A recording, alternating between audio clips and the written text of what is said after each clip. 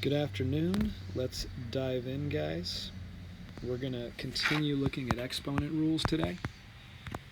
We're going back through them, and we're walking them out one by one, and then we're putting them together to create exponent problems that apply multiple rules at the same time.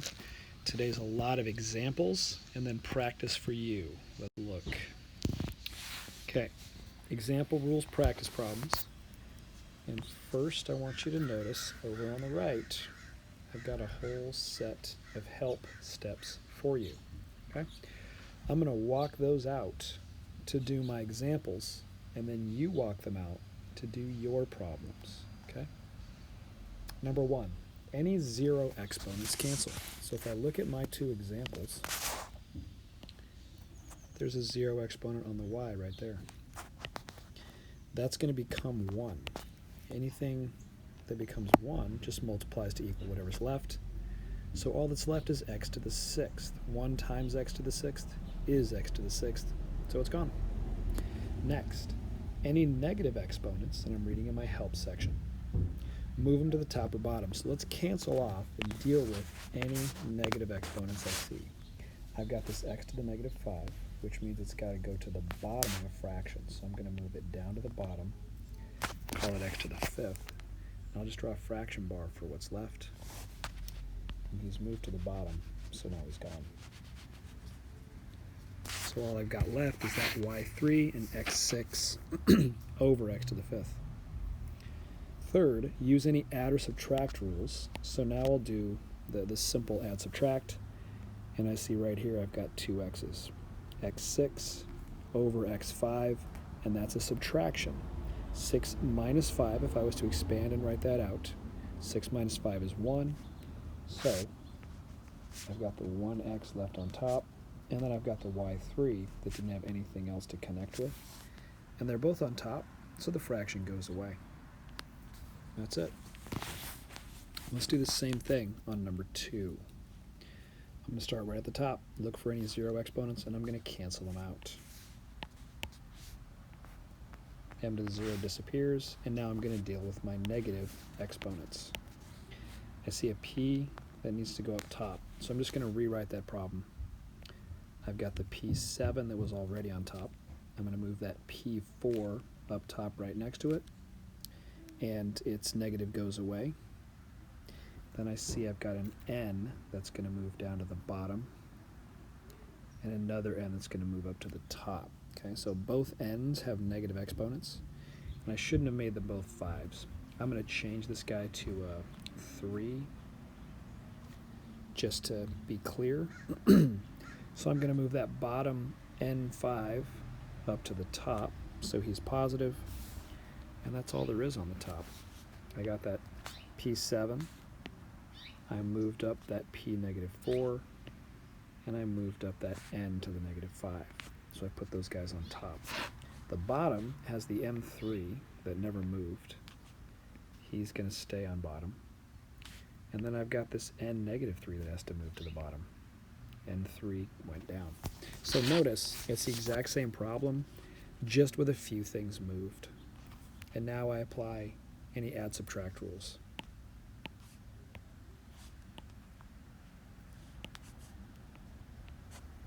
My p's, if I expanded those out, there are 7 p's and 4 more p's for a total of 11 p's. M and n. The m's on bottom, there aren't any other m's, so those just stay on bottom. And then the n's, they're my subtract rule because they're dividing, they're top and bottom. So I've got 5 on top, 3 on bottom. Remember, an expansion means I cancel off 3 of those n's, leaving 2, so that's n squared, and it goes on top because that's where your answer is going to go. Anytime you do the subtraction, it automatically defaults to the top. And I'm done. You guys try your practice problems right now. Follow those 3 rules. Pause your video, and I'm going to come behind you in just a minute and do them as well. Go.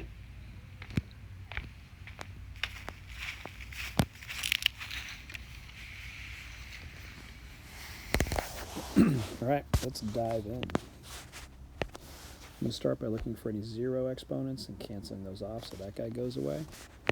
Now I'm going to deal with any negative exponents. I see that one. So I'm going to rewrite this problem. J to the 3 is going to go to the bottom to get rid of his negative. And then I've still got an H5 to the 5th on top. I've got another H on top. And I've got a J to the 5. Now, there was this parenthesis here. I'm just going to get rid of that because all of this stuff is multiplying anyway, except for that J. It moved to the bottom to get rid of the negative, but everything else is just multiplying together into a group. So now we just finish from here.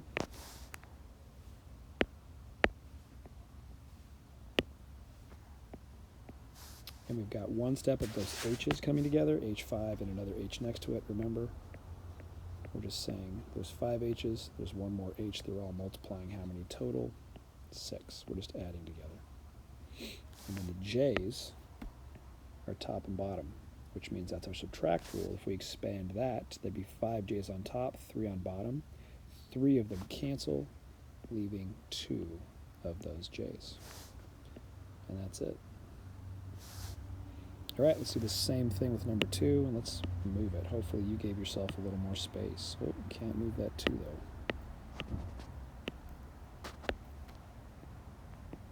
First I'm looking for 0 exponents. They're right there. I'm going to cancel him out. Now I'm looking for any negatives to move. That guy needs to move to the top, and that guy needs to move to the bottom. So let's rewrite it. I've got the Y5 that was on top. He didn't move. I've got the X6 and the Z4. I'm just leaving the 3 that didn't have a negative, and now I'll move those other ones.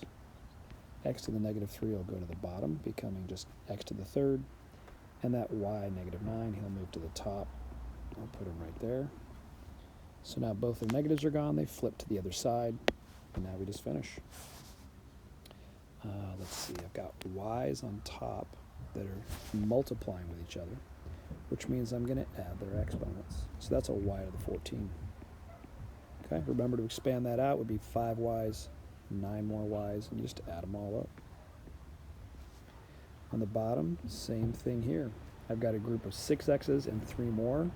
Even though it's the bottom of a fraction, it's still just an expansion of 6 X's and 3 X's, which means we have a total of 9 X's. It's still just an addition of those 2 exponents. And finally, those Z's, there is no other Z in the problem. They stay right where they started. Leave them right where they were at, and that's it. There's no more common bases. There's no more rules to apply. Okay, this is the exact same idea, except a little more going on. I threw some numbers into the mix and just more practice of these problems, and I color-coded just to help you see. This might look really crazy, but notice if you look at your first example, you've just got 2 numbers to reduce. You've got some X's to work with and some Y's. That's it. There's 3 separate pieces.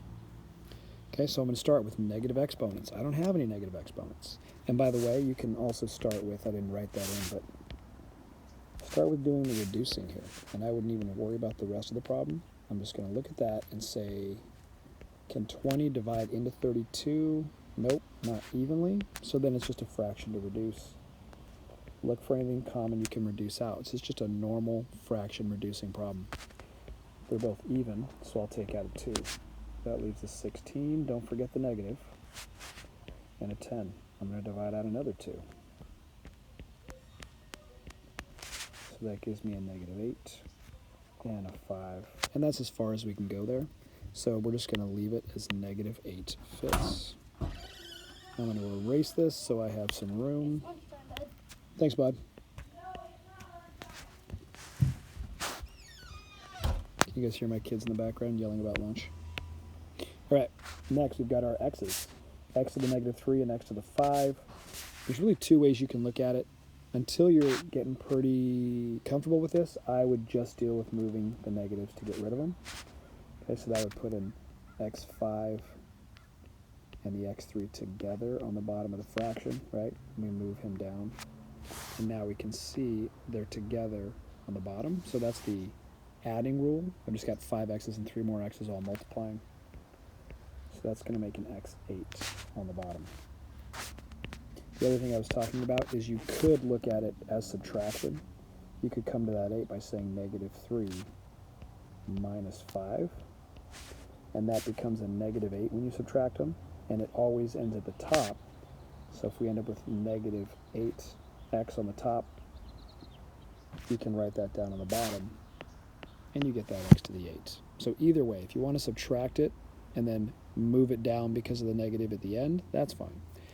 I would recommend moving it down at the beginning and getting rid of the negative. It can be less confusing while you're learning. All right, next we've got our y's. Same exact thing. A negative y needs to move down. So I'm going to erase and try to keep things clean here. So we had that y2 to begin with, and then we move down that y4 next to it. They're both on the bottom together, so that's going to become a y6 when you add them, and that's it. That's all there is to that problem. Simple as that. Second one, let's do that. Really simply, -7 and 5, we have our -35. Now I'm just going to look for any 0 exponents. That y is going to go away because it's 0. And I'm going to look for any negatives to get rid of. Okay, I've got z -3, I've got another y -2. So I'm going to rewrite this problem. 35 is going to be on the top, but the z just moved to the bottom because it was negative. The y just moved to the bottom because it was negative. And now I'm just going to copy everything else to the top that was remaining. Okay, x4 didn't move. It starts on top, it stays on top of a fraction. Got another x farther on.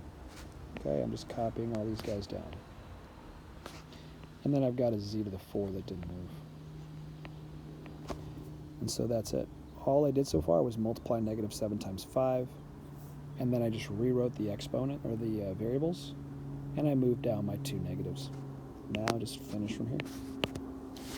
Let's see, I've got some x's next to each other. That's my addition rule. So I'm going to rewrite that -35. There's my x5, and I'm looking for anything else. There's some z's right here. They're not lined up, but I've got 4 z's on top and 3 z's on bottom. So that's going to be a subtraction of those two because they're one above the other. 4 minus 3 is 1, so I've got z to the 1 now, or just z left on top. But I do still need the fraction because of that y squared. There's no other y's in the problem, and the y was on bottom, so he has to stay on bottom to finish that problem. There you go. All right. These are looking a little big, but notice, just deal with your actual math values by themselves, and then deal with your p's. Get rid of that negative and deal with the p's. Deal with the m's and deal with that 0 exponent first, and then deal with your n's. It's just 3 individual simple steps. And do the same thing with the bottom one. Go!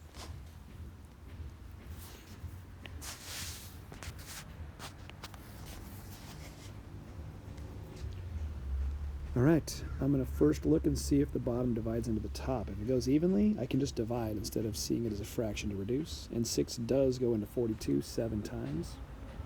So I have -7. I'll move on to my p's. That p has got a negative, so I'm going to move him right down and just rewrite it right there. And then cancel him out of the problem. And you're supposed to deal with zeros, so there you go. The m to the 0 exponent, cancel him out as well. Now I've got my 5 p's and 3 more p's for a total of 8 p's, but remember, they're on the bottom, so I've got to create a fraction and go to the bottom. M's, well, there's nothing left after that other m disappeared, so I'll just copy that over. And n's. 7 n's on top of 5, so 5 of those 7 will pair up. They'll cancel, leaving 2, showing us a subtraction. It's just 7 minus 5 is 2. And there you go. We're done on that guy. Number 2, let's do that. Okay, I've got the -3, the 2, and the -4. That's just a bunch of multiplying. Notice the negatives on the numbers are just negatives on numbers. They're not like negative exponents. That's just the integer skills you already know. So those two negatives cancel, and then 3 times 2 is 6, times 4, we've got a 24 there. Done with that, and I'm going to move on. I'm going to guess there's going to be something on bottom. I'm just going to draw the fraction bar down, because I bet something will end up moving. All right, any 0 exponents? Yep, that z will go away as a 0 exponent. And now I'll start looking for negatives. There's a negative I have to move. I'm just going to rewrite it for now to keep things simple. That x to the 4 moves down. There's another exponent, negative. That y to the 2nd moves down. And as always, notice the negatives go away in the moving. There's another negative exponent. So I moved those guys down. I'm just going to recopy the rest on the top to just keep things clear. There's the y squared and the z3. Now I've got an x7 and then a yz right there at the end. yz. And that's it. Getting pretty simple. Just apply your final rule. Now anything on top, we're going to add together. Anything that's, or anything on top together, you'd add them. Anything on the bottom that's together, you'd add. And then if they're on top and bottom, that's our subtraction. So I'm going to look. And let's see here. There's a y squared. There's another y. Okay, so that's 3 y's. And then I've got 2 on the bottom. 3 minus 2 equals 1 y. Now, if that's too many steps at once, I'm going to do it separate. So y2 plus y is a y3. And then notice the y squared. And that's how I get to y1. I just combine those 2 steps together. So in the final, we'll have just a y on top. Okay, now I'll look for my x's. Some x7 up here, nothing else on top. And there's 4 x's on bottom, plus 3 more on bottom. So there's 7 total on bottom, 7 on top. All the x's are going to cancel, but I'll show you that if you need it in 2 steps. 7 x's on top, the 4 and the 3 make 7 x's on bottom, and anything over itself just cancels. Okay, x7 over x7 is just 1. So, or we can think of it as the subtraction. 7 minus 7 is 0, and x to the 0 also cancels. Whatever makes sense. Don't forget your 24, by the way, in the final answer. Okay, don't leave him. And all we've got left is the z's. So going and looking for a z. I got 3 z's on top here, 1 more z on top, none on bottom, so that's easy. That's just 3 and 1 is 4 z's. And I can just copy those to the answer. And oh, look at that. There were no values left on the bottom of the fraction. We don't even need the fraction bar. Our final answer is just 24 y z to the 4th. All right, how are you guys doing with this? Is this stuff making sense? Okay, let's play around a little more. This is the last rule. It's already been introduced, but reintroducing it here to help people out. Okay, these have to be expanded. You have to expand these to get credit for your homework. When it's x to the 4th raised to the 2nd, here's what we're saying. X to the 4th times another x to the 4th, okay? So notice this 2 is because there are 2 groups of x to the 4th. So x 4th squared is saying 2 groups of that. And now,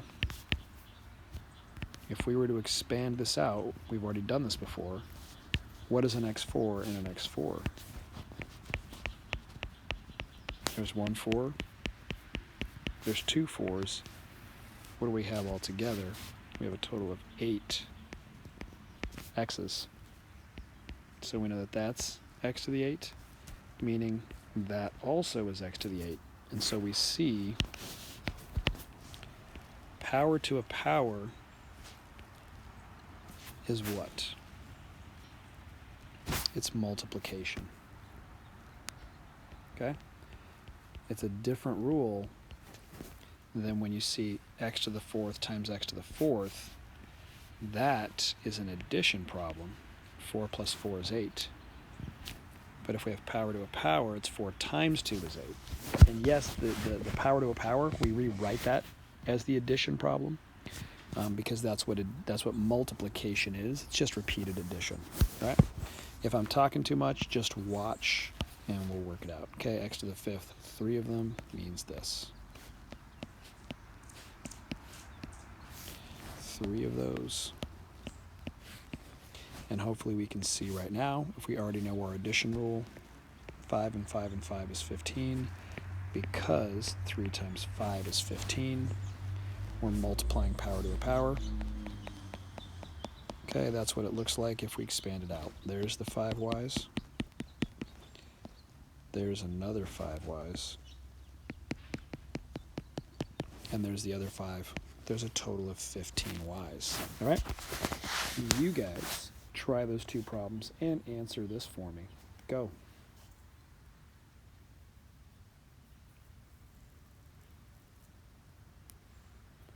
All right, let's dive in. P to the fourth raised to the third means I'm going to have 3 groups of p to the 4.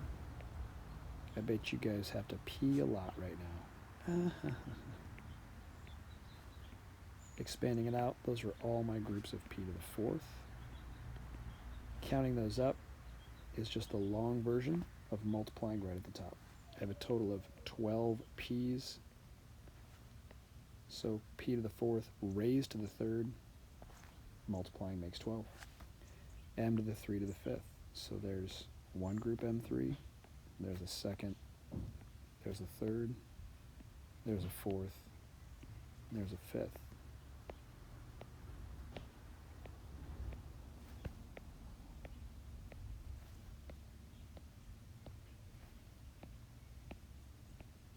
There's a lot of groups of 3m's. And we see there's a total of 15 of them there. M to the 15. So we know 3 times 5 is how we get m to the 15. And in a power of a power, you multiply those exponents, all right? Okay. This is the other part of power to a power. If I've got this exponent on the outside, it goes to each piece of that term. So I can look at this problem as just 3 to the third, and then x times 3 to the 3. And hopefully you're at the point now you could just shortcut and you know that that's 9. Okay, we saw on the last page, power to a power is multiply, so you can just jump right to that if it's making sense to you at this point. And then 3 to the third power, that's 27. There you go. It's also true that this distributes to each part if it's a fraction as well. So we could first distribute it, so we'll end up with an x12, and then an x6 on the bottom. And now we can apply our subtraction rule. Top and bottom, 12 minus 6 is going to give us x6. But as I'm saying right there, 2 ways. The order actually doesn't matter that you do these types of problems. And I would recommend you do it this second way once you've got an understanding of things. I would start here. Anytime you can subtract or divide, that's going to shrink down the values you're working with. If you can do that first and then do the multiplying or adding steps after, you go smaller and then bigger instead of bigger and then smaller. You're just going to scale down to much smaller numbers, makes your life easier. So in this case, 4 minus that 2 is just x squared, x2. And now, when you're multiplying 2 times the 3, we end up with 6. And my point on this problem was the biggest value we worked with before the answer was just a 4 versus a 12. Okay, it just makes your calculations a little easier. If you start multiplying something big, you just have a lot bigger value. You try those 2 and pause it and unpause in a minute. All right. Those 3 there, I'm going to get 2 to the 4th. and then the x to the fourth, and remember it's a multiplication, there we go, and y to the third raised to the fourth. 4 times 3 is 12. That's it, except we have a 2 to the fourth, so expand him out, which is that. We got 4 and 4. 4 times 4 is 16. Wow, a lot of 16s there. Here we go. Second one. He's distributing to both parts. Okay, or we can subtract first. If I multiplied first, I get the 12 on top. I get the 8 on bottom, and I subtract them to get y4. Or you can subtract first. 3 minus 2 is just y to the 1, or y, raised to the fourth, which is still y to the fourth, either way. All right, final set of practice problems here. Same set of rules and help that we had before. Let's dive in. Any zeros? Yep, there's a 0 right there. And I can cancel him before I do power to a power because 3 times 0 is 0. So it's not going to change things. So that y term, it just disappears. And so now I'll do the rest of my power to a power. And you have to do this first because notice these guys are locked up in that parenthesis prison. Because they have an exponent, I can't put those x's together. I can't put those z's together because this 3 is up here. He has to be distributed in first. That's not actually an x to the fourth. We know that in a minute it's going to be an x to the 12, and that x12 is then going to add with the 2. We need to distribute that first. So we've got the 4 times 3 making x12. Y's gone, and the z, which has got the invisible 1 times 3, is just c3. And notice, if it is just a 1, if it's invisible, you're just copying that power to a power to that variable. And then I'm going to bring down and rewrite the other stuff. I hope you appreciate all these colors because it took a while to use them. All right, now I'm just finishing. Put together all my x's. That's an x14. And I forgot I should deal with the negatives. Let's see if we can deal with them on the fly if we're getting comfortable enough. Put together all my z's. I've got 3 z's and 4 z's, so I got 7 total z's. And then the last thing is I've got this y. It's got to go on bottom. So I just put it on bottom. That gets rid of its exponent. Or excuse me, its negative. And there you go. All right, for the sake of making it clean, I'm going to erase part of that answer so we can actually work cleanly on the next one. Same idea. This guy, the 2, has got to be distributed through first because all that stuff's locked up. So I'm just going to rewrite the problem and distribute that 2. And the y0 will cancel and disappear, so I'm not going to bother rewriting him because he's gone anyway. I'm not going to deal with the negative yet. I'm going to distribute that bottom 2. So now I have an x negative 6, a y8, and a z2. Now at this point, I'll deal with those negatives. That z negative 3, I want to move him down. And that x negative 6, I want to move him up.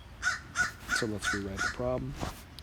I've got the x6 on top next to the x2. And that's all that's left on top. The bottom's got the y8 and the z2. And then that z3 got moved down to get rid of his exponent. And there we go, we're almost done. Let's see, x's on top together, combined, that's x to the 8. Z's on the bottom together, combined, that's a z to the 5. And this y8, he doesn't have a buddy, so he stays right where he's at, and we're done. All right, you try those 2. Go.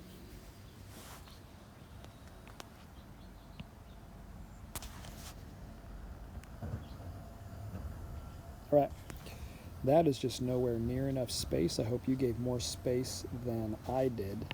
I'm going to create some space here because that's just nowhere near enough. So I'm going to copy number 2 and give us space to work.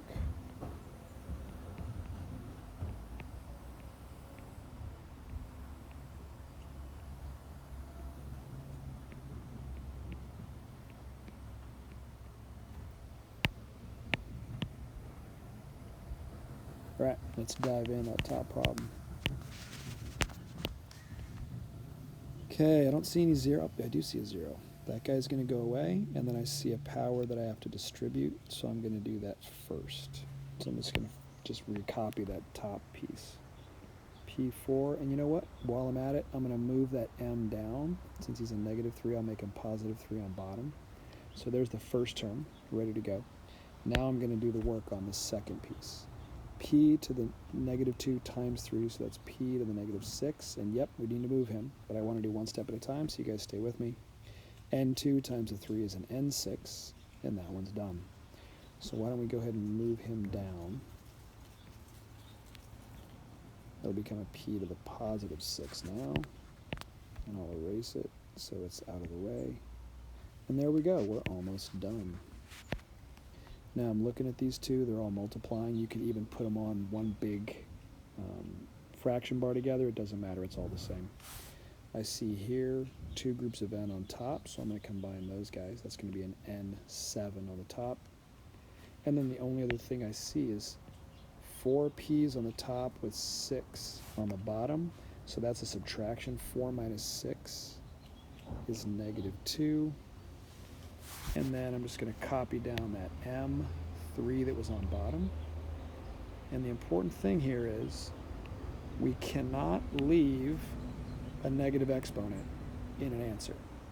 So anytime we see a negative, right here, we need to cancel those negatives. That's also true of an answer. So the last step here, if we end up with a negative after we subtract, which sometimes happens, let's just move him down. So that really is a P to the +2 on the bottom. And get rid of that. And there's our final answer.